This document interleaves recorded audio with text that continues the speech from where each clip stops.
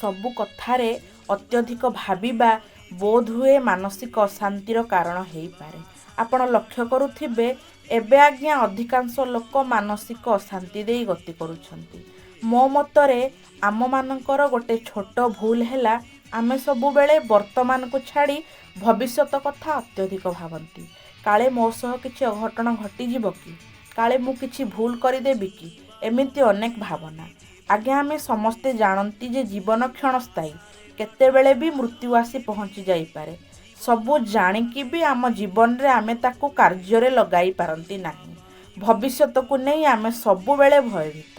ଆଜ୍ଞା ମୋ କହିବା କଥା ହେଲା ଏବେ ଆପଣଙ୍କ ପାଖରେ ଯେତିକି ସୁଖ ସୁବିଧା ଅଛି, ଯେତିକି ସମୟ ଅଛି, ଆପଣ ସେତିକିରେ ଖୁସିରେ ରୁହନ୍ତୁ। ଆପଣଙ୍କର ବର୍ତ୍ତମାନ ଯେତିକି ସୁଦୃଢ଼ ହେବ ଆପଣଙ୍କର ଭବିଷ୍ୟତ ସେତିକି ଉଜ୍ଜ୍ୱଳ ହେବ। କାରଣ ଆପଣ ଜାଣିଛନ୍ତି ଆମ ବର୍ତ୍ତମାନ ହିଁ ଆମ ଭବିଷ୍ୟତ ନିର୍ଦ୍ଧାରିତ କରେ। ତ ଭବିଷ୍ୟତକୁ ନେଇ ଅତ୍ୟଧିକ ଭାବିବାର କୌଣସି ଆବଶ୍ୟକତା ନାହିଁ।